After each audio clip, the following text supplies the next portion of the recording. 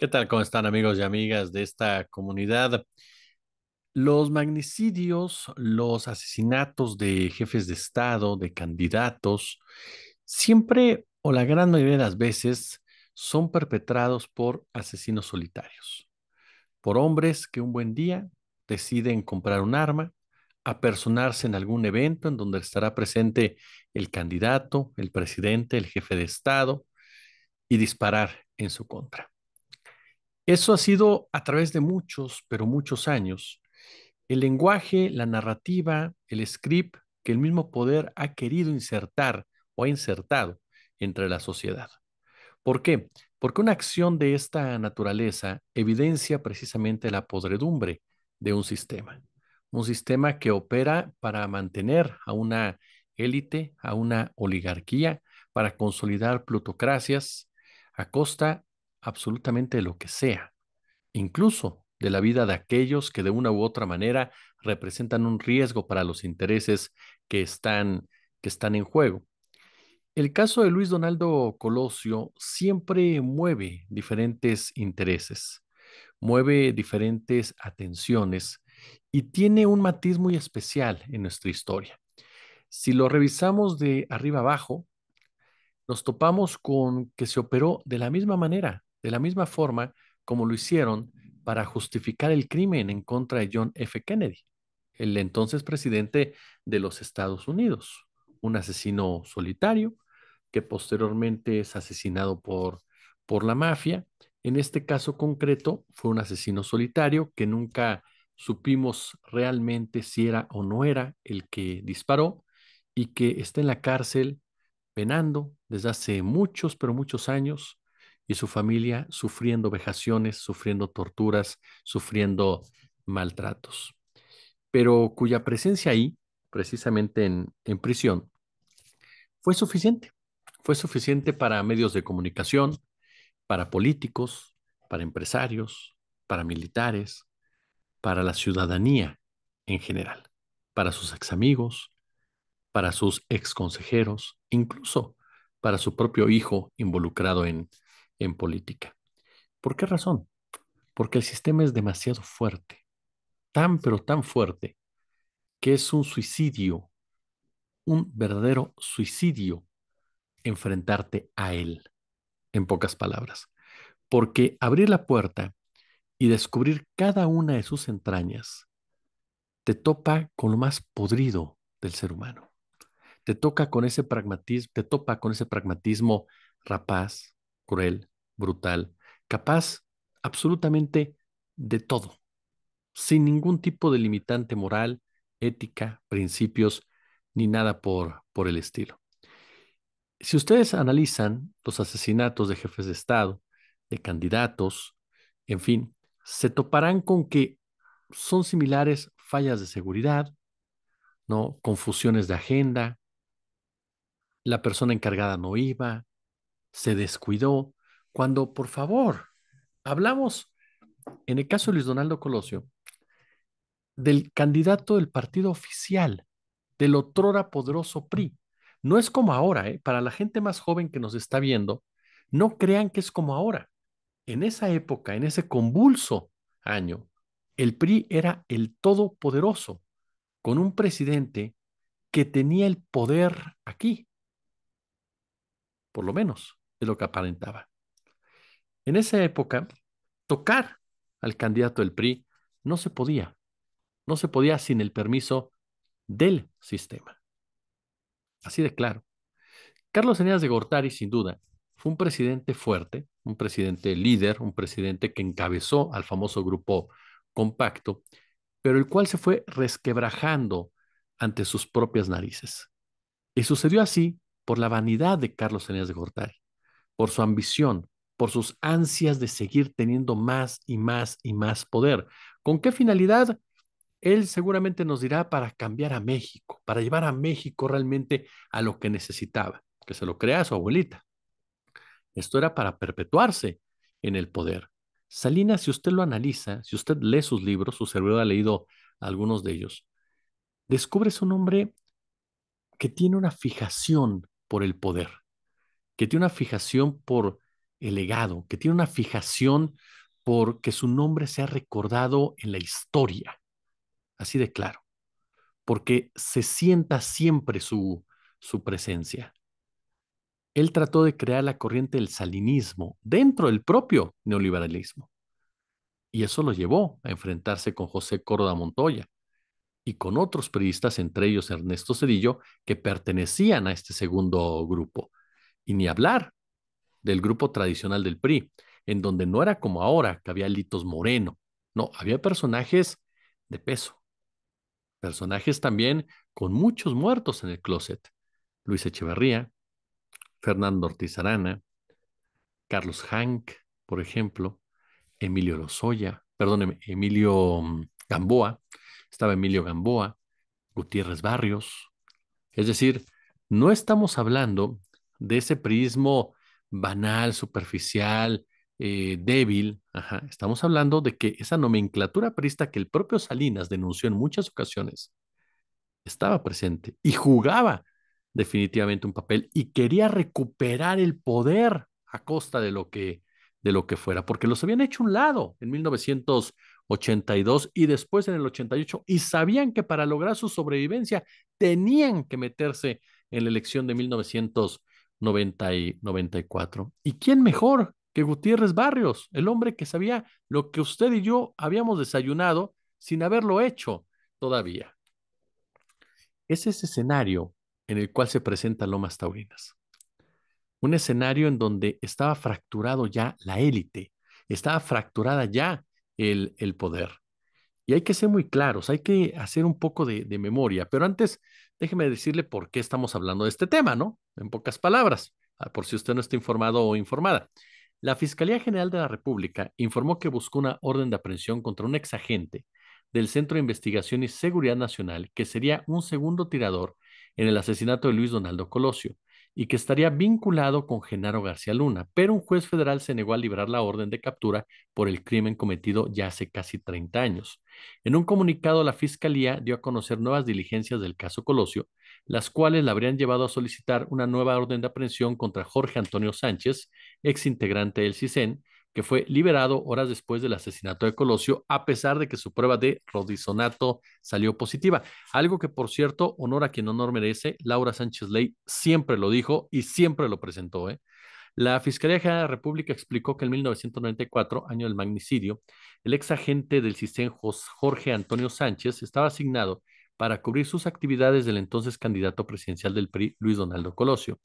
Tras el asesinato ocurrido el 2 de marzo del 94 y la captura de Mario Aburto como autor material del homicidio, Jorge Antonio también fue detenido como sospechoso, pero fue liberado por su adscripción al CISEN. En los expedientes secretos del caso Colosio, la periodista Laura Sánchez Ley detalla la detención del ex agente del CISEN. Dice tal cual: el 23 de marzo en Lomas Taurinas, un hombre fue detenido a 15 metros del lugar donde cayó herido Luis Donaldo. Su chamarra blanca tenía sangre, por eso fue trasladado por agentes a las oficinas de la PGR.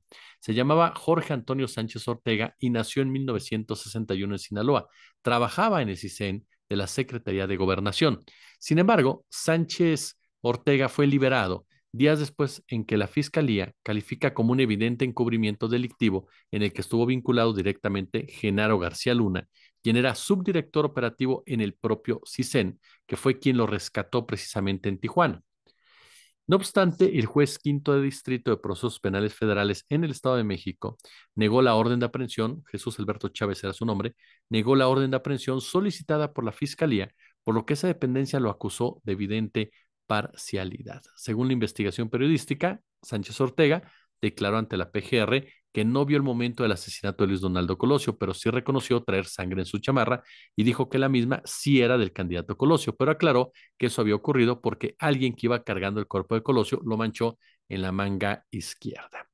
Por lo anterior, la Fiscalía Especial para el caso Colosio llegó a la conclusión que los hechos sí sucedieron como los narró el agente del CISEN y se descartó su participación en el caso, según le reitero los expedientes secretos del caso Colosio, que son este excelente trabajo de Laura Sánchez Ley. Esto se da en el marco, por supuesto, de lo que declara Colosio Jr., ¿no? Horas antes, Luis Donaldo Colosio Riojas, actual alcalde de Monterrey, que aspira al Senado de la República, le pidió al presidente López Obrador otorgar el indulto a Mario Aburto, homicida, ¿no? Confeso, de Luis Donaldo Colosio, ex candidato del PRI a la presidencia de la República, asesinado el 23 de marzo de 1994 en la colonia Lomas Taurinas, en Tijuana, Baja California. Cuestionado por representantes de medios de comunicación locales respecto al intento de la Fiscalía de revivir la teoría del complot y del segundo tirador, Colosio Riojas solicitó al mandatario nacional dar carpetazo al tema para permitir que su familia y el país sanen, como si con un carpetazo se diera esa salud para un país que lo que está es ávido de saber qué demonios ha pasado en su historia. Mire, la versión más popular, ya les mencionaba, este asesinato se da justo en ese rompimiento del sistema, de la élite gobernante, en pocas palabras. Colosio no iba a cambiar nada, y eso es muy importante dejarlo en claro. Luis Donaldo Colosio no iba en contra del neoliberalismo, no iba en contra del salinismo. Él era un hijo de Salinas de Gortari, me refiero a que él lo creó, él lo hizo. El famoso discurso, el Monumento a la Revolución, fue palomeado por el propio Salinas, y eso se sabe. No pasó nada entre ellos, no estaba rota la relación, no estaban alejados de una manera contundente, como mucha gente dijo tiempo después. Y ahí están las investigaciones periodísticas que lo confirman, ¿no? La versión más popular, que usted lo sabe y me lo han dicho aquí, es que el autor intelectual del crimen fue Carlos Salinas. Sin embargo, vamos a detenernos un poco, como le acabo de decir. Luis Donaldo Colosio era una creación de Carlos Salinas de Gortari. Era su sucesor, en pocas palabras, de la mano de José Francisco Ruiz Massieu, incluso del propio Manuel Fuego Beltrones, aunque ahora con el tema del CISEN, Beltrones tiene mucho que explicar, ¿eh? Porque él andaba involucrado en todo eso, ¿no? Pero antes de ir con ese detalle del CISEN, Colosio era el legado de Salinas de Gortari. No se le salió jamás del Huacal. No podía. ¿Por qué matarlo? Salinas, a ver, fue el más quemado después de la muerte de Colosio. Uno, perdió el cargo de presidente de la Organización Mundial del Comercio, que ya estaba así, ya la tenía. Cedillo le metió a la cárcel al hermano, le persiguió a los otros, le congelaron las cuentas, se tuvo que ir del país, en pocas palabras, si no también lo metían a la cárcel a él. ¿De verdad vamos a creer que Salinas se dio un balazo en el pie? Conociendo a Salinas. ¿Qué es lo que hace pensar a la gente que fue Salinas? Por supuesto que el hecho de que seas candidato del PRI, pues solamente alguien con el poder del presidente te puede mandar matar. Pero por eso les decía al principio, hay toda una fractura de un sistema que operaba en esa época y del cual no solamente mandaba Carlos Salinas de Gortari. Dos, esta leyenda que nos han hecho creer, y hoy por hoy se los digo, hay gente también en el trabajo que me dice, no, si Colosio va a cambiar algo. Y tú les preguntas, ¿por qué? No, ¿qué no viste lo del Monumento a la Revolución? No, pues todo lo oímos, pero por un discurso, en realidad, no es que por eso lo mataron porque iba a cambiar algo. O sea, ¿de verdad vamos a creernos esa perorata que nos lo dijo Televisa, que nos lo dijo TV Azteca después, que nos lo dijeron muchos de los medios y de los compañeros de Colosio que quisieron sobrevivir políticamente con esa idea? En 1993, Manuel Camacho y Colosio son los favoritos para la candidatura presidencial, lo recuerda. Aunque Salinas ya tenía elegido. Salinas ya sabía que era Luis Colosio, pero sí le preocupa cómo mantener bajo el redil a Manuel Camacho, ¿no? Sobre todo porque no quería que se presentara una situación similar a la del 88, como pasó con el ingeniero Cuauhtémoc Cárdenas, que cuando lo destapan a él, pues Cárdenas organiza un movimiento y vaya que le metió un susto en las elecciones, ¿no? El presidente destapa a Luis Donaldo durante una gira por Sonora. Camacho se rehúsa a reconocer al ganador. Salinas lo persuade, son amigos, son cómplices de vida, han crecido juntos, forman parte de este grupo compacto. Le ofrece la Secretaría de Relaciones Exteriores. Camacho acepta, ¿no? Como el personaje pragmático que es. Hay un enfrentamiento efectivamente entre los dos presidenciales que se alarga aún después de la nominación de Colosio. ¿Por qué? Porque Camacho en su corazoncito seguía creyendo que tarde o temprano Salinas iba a reconsiderar su decisión. Otro punto que era imposible. Llega el levantamiento armado en Chiapas, eso le ofrece una ventana de oportunidad muy grande a Camacho, convence al presidente de ser el alto comisionado para la paz. Obviamente todos los reflectores están con Camacho, ¿no? rápidamente opaca la campaña de Luis Donaldo Colosio. El propio Luis Donaldo habla con el presidente de la República, ¿no? Y le pide que no, que ponga en orden a Manuel Camacho Solís, porque Manuel Camacho está figurando como presidenciable, incluso trasciende en diversos trabajos periodísticos que Colosio piensa renunciar, fíjese bien, piensa renunciar a la campaña, y el propio Salinas le dice que no, o sea, si lo voy a matar, ¿para qué? ¿Para qué dejo? ¿Para qué le pido que se quede? El grupo detrás de Colosio comienza entonces a bloquear la encomienda de Manuel Camacho Solís.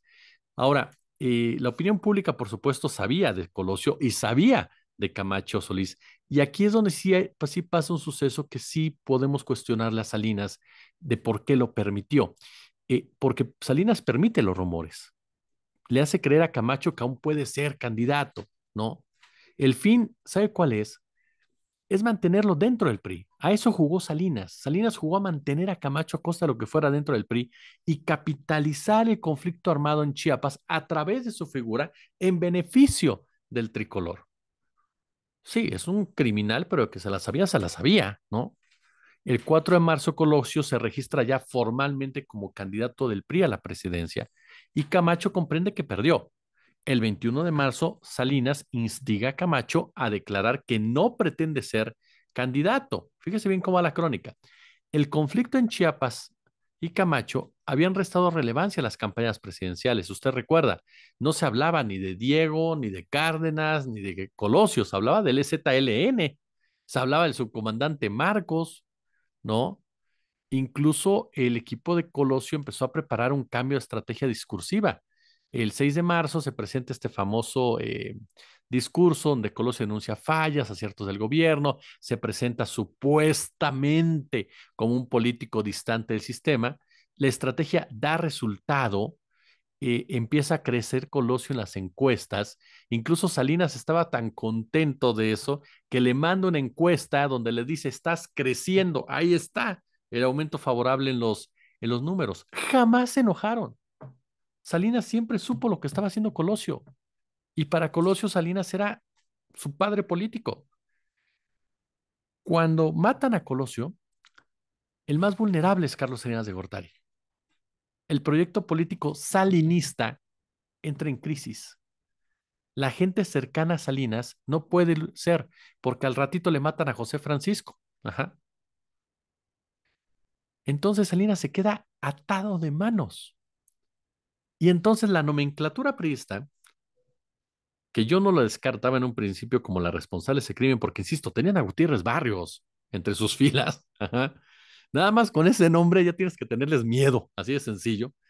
Tenían a Gutiérrez Barrios entre sus filas, tenían a Fidel Velázquez, tenían a Luis Echeverría, tenían a Carlos Hank, o sea, perdón, pero eran muy capaces de matar a quien fuera, así de claro. ¿Y qué fue lo que pasó? Que Luis Echeverría incluso habla con Salinas y le dice, apoya a Emilio Gamboa. Carlos Hank respalda la candidatura de Emilio Gamboa. Es decir, comienzan a quererle robar el dedazo a Carlos Salinas de Gortari la nomenclatura. Y Salinas voltea de repente del otro lado. Aparecen los responsables del crimen de Colosio. Aparecen los neoliberales. Por eso les decía al principio, hubo una fractura en ese grupo compacto neoliberal. Cuando Salinas quiere crear y empoderar el salinismo con los neoliberales, que fueron los grandes ganadores de la muerte de Colosio. La nomenclatura del PRI perdió poder. Fueron perdiendo de tal manera poder que fueron centrándose en el grupo Tlacomulco, pero en muchas regiones fueron perdiendo poder ante los neoliberales que ya no soltaron jamás las riendas del partido. Quien quedó como candidato presidencial fue Ernesto Zedillo Ponce de León, respaldado siempre por Córdoba Montoya. Mucha gente se distrajo pensando que Camacho había tenido una posibilidad de matar a Colosio. Bueno, Diana Laura lo exoneró a petición directamente del propio Carlos Salinas de Gortari. Como vemos, hay muchos puntos interesantes en torno a esta historia, pero que nos vienen a confirmar lo que hemos dicho en otras ocasiones. Cuando las élites se pelean, un país sufre, sufre. Y hay que dejar en claro varios puntos. Uno, Salinas siempre estuvo convencido de la candidatura de Colosio. Le hizo creer a Camacho lo contrario para evitar su salida del PRI y generar dividendos al PRI del conflicto en el ZLN. Camacho sí creyó, ¿no? Realmente que podía ser el candidato después de la designación de Colosio, pero no se benefició con su muerte. Incluso él mismo habló con Salinas y le dijo que no iba a ser candidato en ningún momento. ¿Qué razón podría tener para asesinar a Colosio? Ya en el 95, Salinas denunció que había sido víctima de una campaña en su contra orquestada por el propio Luis Echeverría Álvarez, un hombre que jamás le perdonó a Salinas la manera en cómo rompió con el grupo del nacionalismo revolucionario eh, priista, ¿no? Incluso él asegura a Salinas que tocó intereses de grupos políticos que pretendían perpetuarse en el sistema político. Carlos Salinas en el 2014 incluso afirmó que después de la aparición del ZLN se dio cuenta de que fallaron los sistemas de información y por lo tanto hubo cambios en el gabinete. En el 94 le hizo saber a Córdoba Montoya que había cosas que deseaba tratar directamente con el gabinete y que su figura perdía relevancia. Es decir, Córdoba Montoya empezó a perder fuerza frente a Salinas. Vino el rompimiento del grupo compacto. Se dedicó solo a vigilar el traslado de los fideicomisos al gobierno federal. Es decir, Salinas hizo a un lado a Córdoba Montoya. Ajá. Y Córdoba Montoya apostó por Ernesto Zedillo Ponce de León. Y el sistema hizo a un lado a Luis Donaldo Colosio. Incluso se sabe que Córdoba Montoya, según lo que dijo Pablo Chapa, tuvo injerencia en los movimientos de la seguridad de Luis Donaldo Colosio. Y Zedillo, siendo presidente, le pidió dejar el cargo ante el organismo internacional para marcar distancia y decir quién era el que mandaba realmente. Ahí tiene usted la historia detrás de todo esto. Ahora veremos si la Fiscalía General de la República aprovecha, realmente va sobre este tema, realmente busca el papel de Genaro García Luna, que obviamente García Luna era un peón, ¿no? En toda esta historia. García Luna recibía órdenes al interior del CISEN, recibía órdenes desde la Secretaría de Gobernación, recibía órdenes, ajá, de alguien más poderoso, y por lo tanto él tendría que decir quién le dio la orden de proteger a este hombre, quién le dio la orden de sacarlo de ahí, quién le dio la orden de llevarlo a un lugar seguro, quiénes dieron las órdenes, porque García Luna, como muchos otros involucrados, simplemente las ejecutaron. La pregunta es, ¿qué uso le dará el gobierno federal a este tema? Si realmente será para conocer qué fue lo que pasó y quién, con nombre y apellido, mandó matar a Colosio oficialmente, o solamente es una escaramuza de la Fiscalía General de la República, que ha perdido varias ya al respecto. ¿Ustedes qué opinan? Pulgar arriba, por supuesto. Si les gustó el video, compártanlo, déjenos su opinión, déjenos su comentario, suscríbanse, denle a la campanita. Si tienen chance, échenos super chat, super gracias. Si no, visualización orgánica es más que suficiente y nos vemos el día de mañana. Como siempre, un gusto, como siempre, un placer.